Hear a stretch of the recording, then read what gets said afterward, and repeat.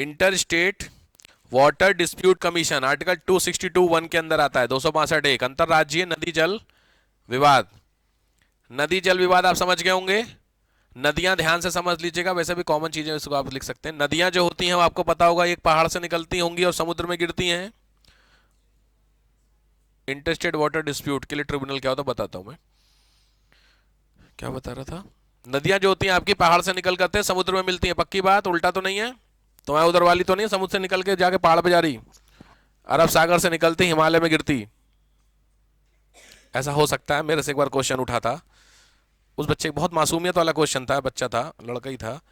बहुत मासूमियत इसलिए बोलता हूँ क्योंकि इस लेवल की मूर्खता कर नहीं सकता। उसने बोला सर नदी में जो एटलस में है वो नदी ऐसे ऐसे जा रही है। आप एटलस में हैं तो नदी नॉर्थ की तरफ जा रही होगी, तो वो कह रहा नदी ऊपर कैसे चढ़ रही। बहुत जेन्युइन क्वेश्चन था उसका बेचारे का। उसके मैं नई ज्योग्राफी बता दी उसको। बात समझ के हमको एटलस उल्टी कर लेते नीचे हो जाएगी। एटलस में आपकी जैसे गंगा नदी है वो आपने देखा इधर की तरफ आ रही है, इधर की तरफ आ रही है, तो बहुत सारे वर्ल्ड में रिवर होंगी जो ऊपर की तरफ जाती होंगी। भाई आमूर है, लीना है, रशिया में जितनी भी सब ऊपर जा रही हैं, कोलंबिया वगैरह, तो वो सब ऊपर जाते। ऊपर भी तो सी है, कौन सा? Arctic ocean. तो आर्कटिक ओशन में अगर कोई गिरेगी तो ऐसे ही तो जाएगी। तो उसने बोला सर पानी तो हमेशा ऊपर से नीचे आता है, तो ये नीचे से ऊपर कैसे जा रहा था। बहुत बेहतरीन सवाल था उसका, समझाया भी गया, फिर उसको दिक्कत नहीं है, बट पॉइंट समझ में आ गया। तो सिंपल है। अब लॉजिक ये हुआ, जब नदी किसी पहाड़ से निकलती और समुद्र में आकर के गिरती है तो उसके बीच में कई सारे स्टेट होते हैं। जमीन का बंटवारा तो इंसानों ने किया, ऊपर वाले ने तो एक ही जमीन बनाई थी, भारत। भारत के अंदर 28 स्टेट आपने बना लिए। गंगा जी को तो ये नहीं पता था, तो गंगा नदी कहां से निकलती? कहां से? गोमुख से निकलती, उत्तराखंड से। और कहां गिरती? यूपी के बाहर अगर निकल जाए तो बंगाल के बाहर निकल जाती है, वेस्ट बंगाल से, फिर कहां से? बांग्लादेश में। पॉइंट यहां पे आया, जब वो उत्तराखंड से निकल करके तो और कई सारे स्टेट को निकलेगी। उत्तराखंड, फिर दूसरे पे हमारा यूपी, तीसरे पे बिहार, चौथे पे वेस्ट बंगाल। इन 4 स्टेट से निकल रही है। अब कॉमन सेंस ये कहता है इन 4 स्टेट में अगर अलग अलग पार्टियों की गवर्नमेंट है तो एक पार्टी की गवर्नमेंट ने बोला कि हम गंगा नदी पे एक डैम बना रहे हैं। सही बात है। तो अब यहां पे बोलते हैं अगर मान लीजिए अब यहां पे डैम कौन बना रहा है डिपेंड करेगा। सबसे लास्ट वाला अगर स्टेट डैम बना रहा है तो कोई खास दिक्कत नहीं होगी, क्योंकि गंगा नदी का पानी तो पूरा पूरा ऊपर से आ रहा है और सबसे आखिरी वाले ने बना दिया, कोई दिक्कत नहीं, पानी तो पहुंचा। लेकिन अगर उंगली पहले स्टेट ने कर दी, जहां से गंगा निकल ले, बोला हम डैम बना रहे, तो गंगा निकल रही है जहां से, अगर उसी ने डैम बना दिया तो आगे वालों को पानी कहां से आएगा? झगड़ा शुरू। इसी झगड़े को बोलते हैं जो आपने लिखा हुआ है इंटर स्टेट वाटर डिस्प्यूट। समझ में आया? ऐसे झगड़े आजादी के बाद नंबर मतलब आप कह सकते हैं मोर देन 1000 केसेस थे जो सुप्रीम कोर्ट में चले गए। सुप्रीम कोर्ट अगर हम यही देखें बैठ के तुम्हारा झगड़ा, क्योंकि सीधी बात इंडिया में अगर आप रिवर का मैप उठा के देखेंगे गूगल में तो देखना हर नदी एक स्टेट में बहती नहीं है। हर नदी मिनिमम 2 स्टेट में तो जा ही रही है। भाई कोई भी छोटी मोटी नदी की बात नहीं कर रहा, बट मेजर रिवर तुम जितनी भी बता दो, कोई भी ऐसी नदी बताओ जो एक ही स्टेट से निकल के वहीं खत्म हो रही हो। भाई लॉजिक बात मैंने अभी कॉमन सेंस बताया कि नदी पहाड़ से निकल के समुद्र में गिर रही है, तो कोई भी ऐसा स्टेट जहां पहाड़ समुद्र दोनों हो तभी तो पॉसिबल है तुम्हारी बात। नहीं तो किसी स्टेट में पहाड़ है किसी में समुद्र, तो हमेशा क्रॉस करेगी कि नहीं कॉमन सेंस के हिसाब से। तो सीधी बात है, हर नदी अगर पहाड़ से समुद्र की तरफ बह रही है तो जो 3-4 स्टेट पड़ेंगे उनके झगड़े होंगे ही होंगे। और ये झगड़े छोटे मोटे नहीं होते हैं, इसमें हजारों की तादाद में लोग खत्म हो जाते हैं, ऐसे वाले झगड़े होते हैं। समझ रहे हो? पानी को लेकर के बड़ा मार हुई है। तो जब इस तरीके का कोई केस हुआ तो सुप्रीम कोर्ट ने सेंट्रल गवर्नमेंट से बोला कि आप एक काम करो, आप एक inter state water dispute tribunal बना लो। मतलब एक ट्रिब्यूनल, सिंपली भाषा में एक ऐसा कोर्ट बनाओ जो केवल यही मैटर देखेगा, तो कम से कम मेरी सरदर्दी खत्म। समझ गए? पॉइंट फिर मैं समझाता हूं, आप टॉपिक से मत भटकिए। टॉपिक इंटर स्टेट रिलेशन, क्या ये इंटरफेयर हुआ सेंटर का स्टेट में? आराम से। जो नदी का पानी है वो 2 स्टेट में झगड़ा हो रहा है, तो झगड़ा तो स्टेट में हो रहा ना, इसमें सेंटर कहां से आ गया? इसके लिए सुप्रीम कोर्ट का ऑप्शन है। सुप्रीम कोर्ट ने जब बोल दिया ट्रिब्यूनल बनाओ, तो अगर ट्रिब्यूनल एक बन गया तो उस ट्रिब्यूनल में ये सारे केसेस जाएंगे, तो सीधे सीधे इंटरफेयर हो रहा है कि नहीं हो रहा है, तो भी चलेगा क्योंकि जरूरी है। तो inter state water dispute tribunal, ये समझ में आया क्या है? एक ऐसा कोर्ट है जो 2 या 2 से ज्यादा स्टेट के बीच में झगड़े को देखता है for the river water. Clear हो गया? नदी के पानी को। चल, आर्टिकल इंटर स्टेट का नहीं, ये तो अलग से है। किसका आर्टिकल? ओहो 262(1) में तो, अच्छा वो नाम नहीं, अच्छा वैसे लिख लो 262(1), उस सेंस में तो 261। उसमें बोला था कि parliament has the power to make law for the river. लिख लो इस चीज को, parliament has the power to make law for the river water. संसद के पास नदी के पानी को नियंत्रित करने के लिए कानून बनाने की शक्ति है। Centre has the power to make law for the river water. चलिए अब इसके बारे में आपको बता देता हूं। इंडिया में लिखो टोटल 12 मेजर रिवर हैं, 12 मेजर रिवर हैं। ये 85% ऑफ वाटर कंटेन करती हैं। 12 मुख्य नदियों में 85% जो पानी है वो अकेले यही 12 नदियां कवर करती हैं। अब आप खुद समझ जाओ क्या दिक्कत है। मेजर रिवर समझ गए, गंगा ब्रह्मपुत्र ये सब, ठीक है। अब यहां पे क्वेश्चन है रीजन फॉर डिस्प्यूट, पहली हेडिंग रीजन फॉर डिस्प्यूट समझ गए।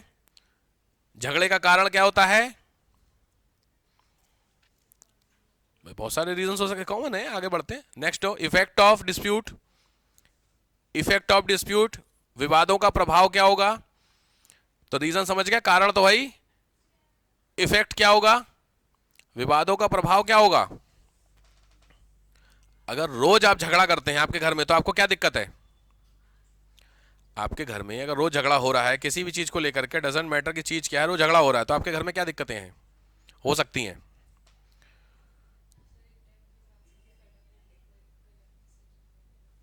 बिल्कुल सही बात है, और ठीक बात है।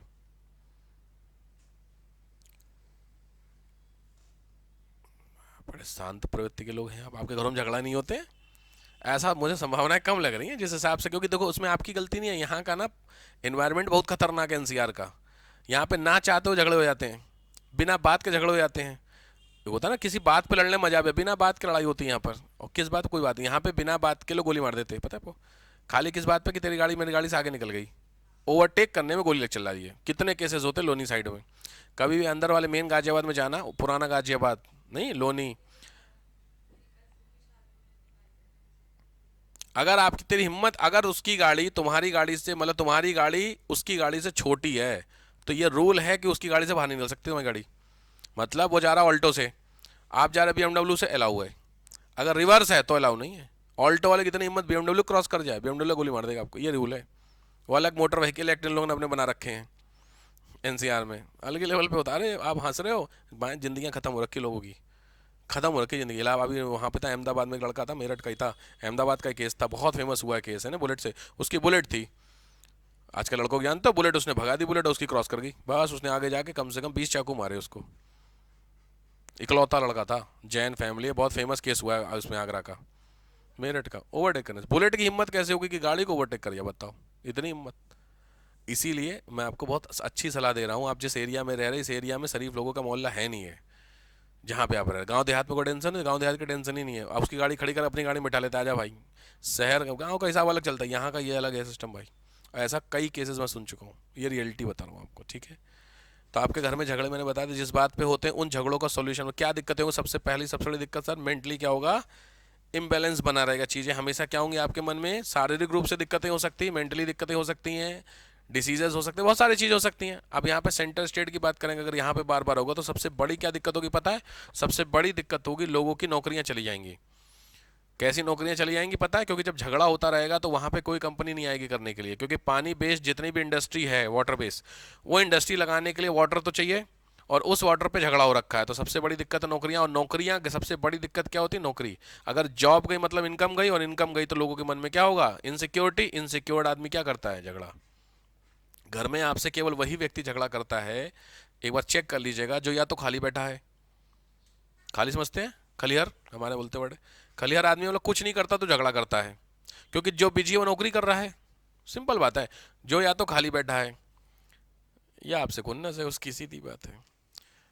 क्योंकि मैंने जनरली ऐसा नोटिस किया है कि जो खाली बैठा हुआ है ना, उसके पास कोई काम नहीं होता है तो वो चिढ़ता है, और जब चिढ़ेगा तो वो कहीं ना कहीं तो निकालेगा। अगर आप उससे बड़े हैं तो आपके ऊपर तो निकल नहीं सकता, उससे जो छोटा है उसके ऊपर चलेगा हमेशा।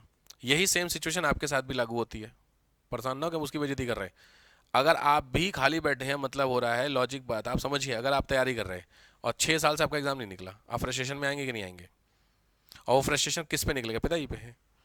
नहीं ना, वो प्रश्न निकलता है छोटे भाई पे।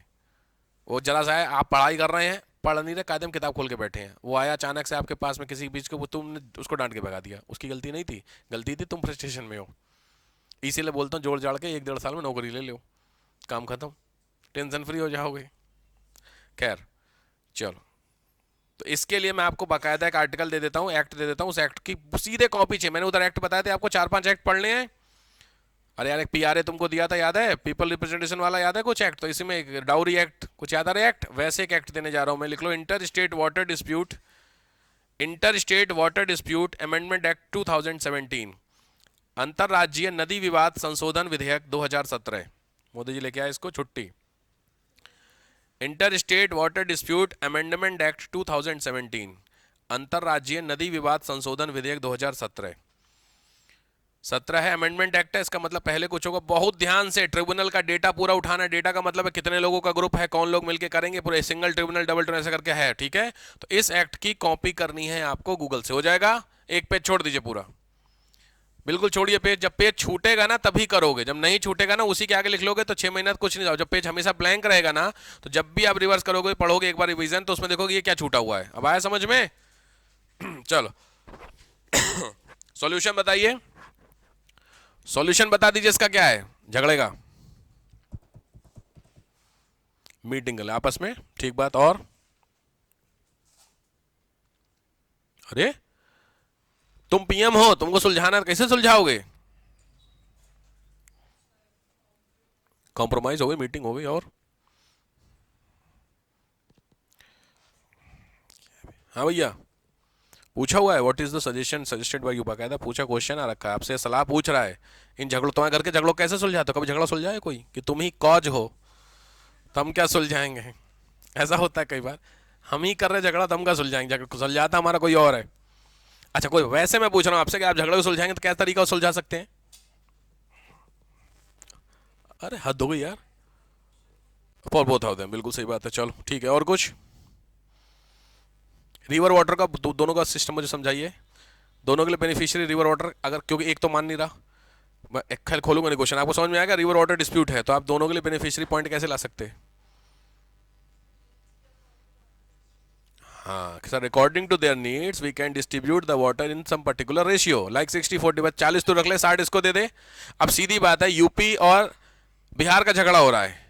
अब यूपी और बिहार में लॉजिक भेद, अब आपको क्या दिमाग, सो बहुत सही क्वेश्चन पूछ रहा हूँ सिविल्स के लिए, आपके दिमाग में क्या रहेगा पानी का डिस्ट्रीब्यूशन के लिए? भाई सीधी बात है, आबादी पहला फैक्टर, दूसरा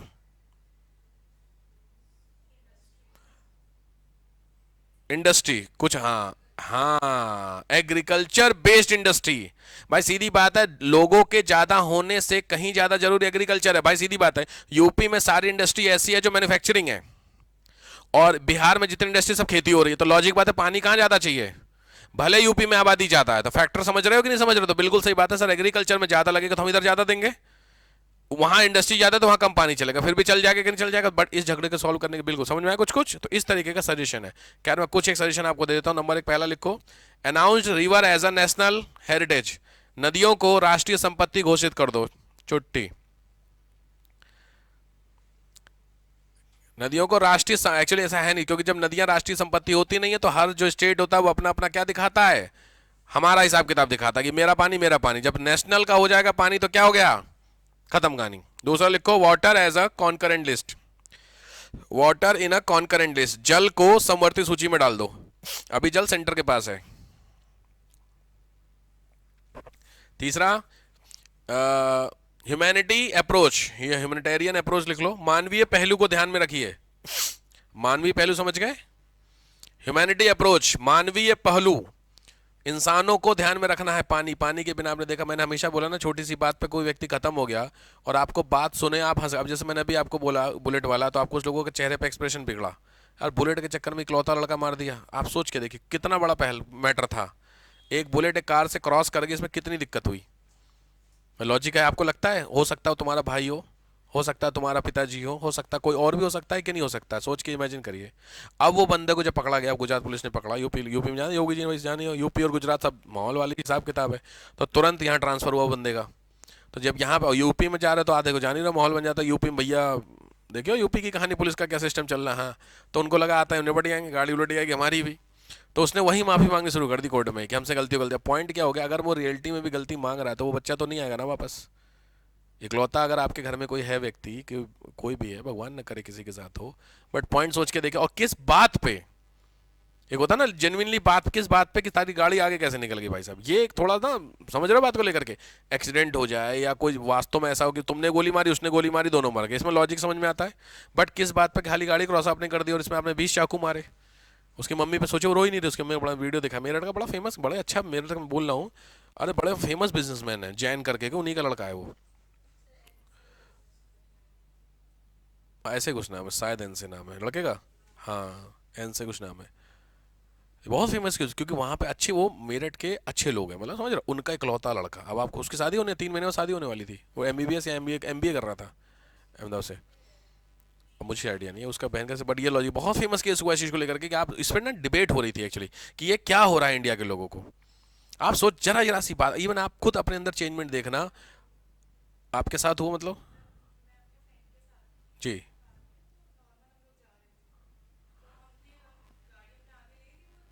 हाँ, है ना। अरे अलग ही ईगो टच हो जाता है, गाड़ी अगर क्रॉस कर गई तो पता नहीं किस लेवल का ईगो टच हो जाता है। अरे बहुत बार ऐसे मैंने देखा, इस तरीके के जब भी झगड़ों में पड़ी है तो देखिए तुरंत सॉरी बोलिए, बिंदास, कभी इतना ईगो लाना ही नहीं अपने आप को कि तोप समझ रहे हो, भाई साहब नहीं हो तोप। समस्या क्या, आप समझदार हो, सामने लगा हमारा आदमी है, वो गोली मार देगा, आप कुछ कर लोगे? बात को समझो। इसलिए मैंने देखा झगड़ों पर हम क्यों पीछे, अरे हट जा भाई पीछे, पॉइंट क्या है, तुम पीछे हटोगे तो तुम बड़े आदमी हो, तुम समझदार हो, क्यों कल को नहीं हटोगे? तो मैंने क्या बोला, आप रिक्शे, मैंने बड़े लोग रिक्शे वाले से लड़ रहे हो, रिक्शे वाले की मैं यहाँ पे इंसानियत की अलग बात करता हूँ, बट एक रिक्शे वाले से झगड़ा करना आपका लेवल है भाई? लॉजिक है, अगर वो समझदार होता तो रिक्शा नहीं चला रहा होता, रिक्शा का मतलब पढ़ा लिखा होता, तो पढ़ा लिखा होता, मैं यहाँ पे ये क्राइटेरिया, गरीबी अमीरी की बात नहीं कर रहा हूँ मैं। समझदार किसको माना था? जो पढ़े लिखे होते हैं। जो कम पढ़े लिखे होते हैं उतने समझदार नहीं होते हैं। अब आप सोचो, 10 रुपए के लिए रिक्शे वाले से झगड़ रहे हो। अरे मैंने बड़े लोगों को देखा है 10 रुपए के लिए रिक्शे वाले से लड़ाई करते हो, ऑटो वाले से 5-5 रुपए के लिए लड़ जाते हैं, देखा आपने? झगड़ा और लड़ाई, अरे कॉलर वालर झगड़ा शुरू, काय के लिए 3 रुपए की बात है, सर 3 रुपए नहीं दे रहा था, अरे तो 3 रुपए में मानी हो जाता है, या वो बेचारा गरीब है 3 रुपए का उसको दे देता। एक गरीब आदमी 3 रुपए तुम दे ही दोगे, क्या बिगड़ जाएगा? औरतों को मैंने बहुत देखा है, बुरा नहीं मानेगा, वो धनिया के लिए लड़ती हैं। सब्जी की दुकान पे भाई साहब फ्री में धनिया नहीं दे रहा, वो धनिया के लिए लड़ गई, क्यों? तुम्हें जन्म से नहीं दूंगा मैं धनिया फ्री, कहीं लिखा है किस कौन से आर्टिकल में है कि धनिया फ्री होना चाहिए सब्जी के साथ? प्रैक्टिकल बात करते हैं, लेकिन धनिया हमें चाहिए चाहिए। वो तो मेरे बगल में था, वो आंटी लड़ रही उससे कि हिम्मत तेरी कैसी हो गई, यहाँ कल से तेरे को ठेला नहीं लगाने दूंगी, सो क्या धनिया नहीं फ्री दे रहा। वो मेरा भी जरूरत, मतलब उसके पीछे मेरा ही नंबर था सब्जी लेने का, मैं सुन रहा खाली। अब चूंकि वही इंटरफेयर है बाकायदा, क्योंकि कहते हैं ना, एक ये भी सलाह है कि बीच में ना घुसिएगा किसी में, बहुत अच्छी वाली, क्योंकि उन दोनों का सॉल्व हो जाएगा, तुम्हें पकड़ के मारेंगे दोनों। समझ रहे हो बात को? तो ये भी बड़ी अच्छी है। खैर, खैर तो समझ में आया। खैर ये चीज को लेकर के चलो अगला आ जाओ। इसी में लास्ट, इसी में अदर, फिर अगर प्रोविजन, अदर प्रोविजंस में, अदर प्रोविजंस में एक होता है 356, एडमिनिस्ट्रेटिव चल रहा था ना तुम लोगों का, 356 में लिख लो राष्ट्रपति शासन, प्रेसिडेंट रूल। 356 राष्ट्रपति शासन, प्रेसिडेंट रूल भी इसी में ही आता है। तो आपके पहले रिलेशन कौन से हो गए? लेजिस्लेटिव। दूसरे कौन से? एडमिनिस्ट्रेटिव। तीसरे आइए फाइनेंशियल रिलेशन, वित्तीय संबंध। वित्तीय संबंध बहुत सारे हैं, पढ़ने नहीं है आपको सारे। वित्तीय संबंध में लिखो 268 से 293। फाइनेंशियल रिलेशन बड़े इंपॉर्टेंट होते हैं, ध्यान से। खैर ऐसे मैं यहां पे आपको बता देता हूं। पहले लिखिए टैक्सेस, 268 से 293। अब पहली हेडिंग डालिए टैक्सेस। याद रखिए भारत में 4 तरीके के टैक्स होते हैं, बहुत ध्यान से समझ लो, वैसे तो इकोनॉमी की चीज होती है, फिर भी आपको समझा दे रहा हूं। 4 तरीके के टैक्सेस में क्या होता है, ध्यान से। लगाता कौन है? ना ना ना, कौन क्या छोड़, लगाता कौन है, कलेक्ट कौन करता है, रखता कौन है। 3 चीजें समझ में आ गई। कौन लगाता है, कौन कलेक्ट करता है और कौन रखता है। ये तीनों के हिसाब से 4 अलग अलग होते हैं। जैसे मैं एग्जाम, जैसे यहां बता नहीं रहा हूं, इकोनॉमी में समझाऊंगा। यहां पे समझ लो, इंडिया सेंटर लगा रहा है, सेंटर वसूल रहा है, सेंटर रख रहा है, ये एक पॉइंट। सेंटर लगा रहा है, स्टेट वसूल रहा है, स्टेट रख रहा, दूसरा पॉइंट। स्टेट लगा रहा है, स्टेट वसूल रहा, स्टेट रख रहा, तीसरा पॉइंट। कुछ को समझ में आ रहा? सेंटर लगा रहा है, स्टेट वसूल रहा है, दोनों रख रहे हैं, ये चौथा पॉइंट। कुछ को समझ में आ रहा टाइप? तो इस तरीके के बहुत सारे, जैसे एग्जांपल है इनकम टैक्स। इनकम टैक्स को लगाता कौन है? सेंटर लगाता है। कलेक्ट कौन करता? सेंटर। बस सीधी बात, केंद्र सरकार के इनकम टैक्स ऑफिसर कौन है यार? सेंटर के तो होते हैं इनकम टैक्स। तो सेंटर ने लगाया, सेंटर ने वसूला, और इस जो इनकम टैक्स होता है ये दोनों के बीच में बंटता है। इसी को आपने मैंने उधर बताया था, फाइनेंस कमीशन याद है, जो बंटवारा करता है टैक्स का, वो यही वाला बंटवारा करता है। तो लॉजिक बात है, हिसाब पहला टैक्स समझ में आया। इनकम टैक्स लगाता कौन है? सेंटर। वसूल कौन रहा है? सेंटर। और डिस्ट्रीब्यूशन क्या हो रहा है? दोनों के बीच में हो रहा है। इसी तरीके से होता है स्टेट की बात करते हैं, स्टैंप सुना है? स्टैंप ड्यूटी, अरे यार ये प्लॉट वॉट खरीदे हो घर, तो उसमें स्टैंप, स्टैंप लगाता है स्टेट। कलेक्ट कौन करता है? स्टेट। रखता कौन है? स्टेट। रेलवे, रेलवे लगाता कौन है? सेंटर। रखता कौन है? सेंटर। मतलब कलेक्ट कौन करता है? सेंटर। रखता कौन है? सेंटर। अब आ रहा समझ में? तो ऐसे सब्जेक्ट होते हैं, इसकी लिस्ट होती है, उधर पढ़ेंगे। तो ये एक रिलेशन हो गया एडमिनिस्ट्रेटिव में, उसमें फाइनेंस में। क्लियर? तो लिखो 268 आर्टिकल, 269, 270, 271, 68, 69, 70, 71, ये चारों वही चार टाइप के टैक्स होंगे जो मैंने अभी चार गिनाए आपको अलग अलग। ये लगाता, वो लगाता, ऐसे करके वो चारों कौन से छोड़ दीजिए। नेक्स्ट आइए, क्या चार जोड़ लो, 68, 69, 70, 71। इसके अंदर अलग अलग होंगे, ये लगाएगा, वो लगेगा, वो रखेगा, वो वहां इकोनॉमी में। नेक्स्ट आ 275, बीच के गैप कर दो। 275 इसको बोलते हैं सहायक अनुदान, subsidiary grant. Subsidiary grant simple है, आपने सुना होगा बहुत बार। सरकार जो होती है वो लॉजिक है, आपके घर में कोई भिखारी भीख मांगने आया, आपने उसको 10 रुपए दिए तो स्टैंप पे लिखवाए 10 रुपए, या आपने बोला कब वापस करेगा भाई? पूछते हैं? कोई है तो नहीं? आप में से 100 रुपए दे रहा हूं, ध्यान से, कब तक आ जाएंगे वापस? नहीं ना। तो लॉजिक ये, जो 100 रुपए आपने किसी को दिए, दान दिए ना, ग्रांट इसी को बोलते हैं। लॉजिक बात है, हर स्टेट को कई बार जरूरत पड़ती है सेंटर से पैसा मांगने की। तो जो पैसा दो फॉर्मेट में आता है, एक होता है एज अ लोन और दूसरा होता है in the form of grant. तो जनरली ग्रांट उन स्टेट को दिया जाता है जिन स्टेट की सरकार सेम होती है, आप समझ गए? और जिनकी नहीं होती उनको क्या मिलता है? लोन। बट दोनों से क्या उस स्टेट की मदद हो रही कि नहीं? अरे तुमको बैंक ने लोन दिया 1 लाख रुपया, या किसी ने 1 लाख ऐसे दे दिए, ज्यादा बड़ा अमाउंट है, आपकी रेंज में 1000 रुपए तक ठीक है। 1000 रुपए तुम्हारे दोस्त ने दिए, ध्यान से, और 1000 रुपए बैंक ने दिए, दोनों में बाउंड हो गया बैंक से। बट दोस्त ने दिए उधार, दोस्त ने भी दिए, लेकिन आपकी समस्या क्या है कि वो जब चाहे तब दीजिए, लेकिन बैंक को तो आपको देने पड़ेंगे ना। बस सेम कहानी होती है, जो सेंटर होता है जब स्टेट को ग्रांट में पैसा देता है तो वो तो खत्म है, फ्री है, लेकिन अगर लोन देता है तो पैसा पे ऑफ करना पड़ता है। समझ गए कुछ कुछ? ठीक, तो ये होता है। तो डैश करके लिख लो, specially for the development of tribal area, जनजातीय इलाकों के विकास के लिए, जनजातीय क्षेत्रों के विकास के लिए होता है। समझ गए? तो जितने भी ट्राइबल एरिया हैं वहां पर दिया जाता है। इसमें ध्यान रखना, दूसरा point, recommendation of finance commission. Finance commission recommendation बहुत जरूरी है। रिकमेंडेशन ऑफ फाइनेंस कमीशन, वित्त आयोग की सिफारिश बहुत जरूरी है। समझ गए?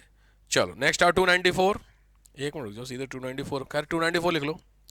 275 के बाद 294, 294 में लिखो उधारी, बोरोइंग फ्रॉम सेंटर, उधार लेना। ध्यान से, उधार और लोन में डिफरेंस है। क्या डिफरेंस है? मेन डिफरेंस है इंटरेस्ट का। उधार पे इंटरेस्ट नहीं लगता है, तुम किसी को दोस्त को दे रहे हो तो इंटरेस्ट देते हो, लेकिन बैंक तुमको उधार देता है कि बैंक लोन देता है? बैंक उधार कभी नहीं देता तुम्हें, बैंक इंटरेस्ट देता तभी तो लोन ले रहा तुमसे। समझ गए डिफरेंस? तो ये उधार की मैं बात कर रहा, borrowing from the centre. Centre के पास कितने तरीके होते हैं स्टेट की मदद करना? तो पहला हो गया ग्रांट फ्री, उधार में बाउंडेशन होगी बंधने की, उसकी वापस करने की कि नहीं, बट कंडीशन है कि उधार उतना ही होगा जितना दिया जाएगा। और तीसरा क्या होगा? लोन, लोन जितना लिया जाता है उससे कहीं ज्यादा दिया जाता है क्योंकि उसमें जुड़ गया इंटरेस्ट। ठीक है, तो थर्ड लिख लो 274, ये है आपका लोन। 294 हो गया बोरोइंग, 294 बोरोइंग, समझ गया ना भाई? 274 आता है आपका लोन। लोन समझ गए? ठीक, इस तीनों में से ज्यादा बेहतर ऑप्शन क्या है पता है? ज्यादा बेहतर ऑप्शन है बोरोइंग। फ्री कोई देगा नहीं आपको, लोन में आपकी सरदर्दी है, तो इससे अच्छा पैसा जितना मिले उतना वापस कर दीजिए, बहुत होता है। इसीलिए हर स्टेट की कोशिश होती है कि सेंटर से जब पैसा ले तो in the format of borrowing आए। लोन महंगा पड़ जाएगा, और फ्री स्टेट सेंटर क्यों देगा? फ्री तो वैसे भी कोई नहीं देता, बस सीधी बात है। चलो नेक्स्ट आओ 301, 301, 301, ये है इंडिया में, लिखो trade, commerce and movement. Trade, commerce and movement, व्यापार, वाणिज्य और समागम। व्यापार, वाणिज्य और समागम, इनकी स्वतंत्रता है 301 में, 301 में। समझ गए? इंडिया में कोई भी व्यक्ति कहीं पे भी जाकर के व्यापार कर सकता है। यहाँ मैं स्टेट की बात कर रहा हूँ, एक स्टेट से दूसरे, वो वाली बात नहीं है जो आर्टिकल 19 में है, वो तो अलग ही है व्यापार करने। वो तो इंडिया में किसी भी जगह पे कहीं पे जाके कुछ भी बेच सकते हो, आर्टिकल 19 है। ये एक स्टेट से दूसरे स्टेट के बीच में अगर कोई रोक लगा रहा है तो उसको रोकने की पावर किसके हाथ में है? पार्लियामेंट के हाथ में। ठीक है, इसको कंफ्यूजन हो तो नीचे लिखे यूपी। यूपी, थोड़ी लंबी एरो लेके आओ, सामने लंबी एरो लेके आओ, लिखो एमपी। समझ गए? तो यूपी से एमपी सामान जा रहा है, जो लंबी एरो लाए हो वहां पे कट लगा के लिख लो पार्लियामेंट, क्रॉस कर दो पार्लियामेंट। समझ गए? इसका मतलब पार्लियामेंट के पास पावर है। यूपी वाले कितना सामान एमपी को बेचेंगे, इस सामान को रोक सकता है कौन? केवल पार्लियामेंट, बाकी कोई व्यक्ति नहीं रोक सकता। ये समझ रहे हो ना भाई? नेक्स्ट आओ। 301 चल रहा था ना ये, 301 था ना ये, हाँ ठीक है। नेक्स्ट लिखो। एग्रीकल्चर पे टैक्स है इंडिया में? एग्रीकल्चर पे टैक्स है? किसानी में, खेती पे टैक्स है? खेती की इनकम पे नहीं है यार, खेती की इनकम पे टैक्स भाई। तो इंडिया में वैसे इनकम लिख लो, एक्सेप्ट एग्रीकल्चर। नेक्स्ट पॉइंट 301 का एक में कह रहा हूँ मैं, एक्सेप्ट एग्रीकल्चर, कृषि के अतिरिक्त government can implement any law related to the, या government can implement any law related to the taxes. केंद्र सरकार किसी भी कर से संबंधित कानून को बना सकती है। तो कितना कम कितना ज़्यादा, क्या हुक्म ज़्यादा करना। जैसे अभी आपने देखा इस बार बड़ी खुशखबरी हुई 12 लाख रुपए वाली, कि 12 लाख तक टैक्स फ्री हो गया ना, तो इस पर चेंज हो गया है ना चीज़ों को लेकर, तो ये चेंजमेंट कर सकती है गवर्नमेंट। चलो,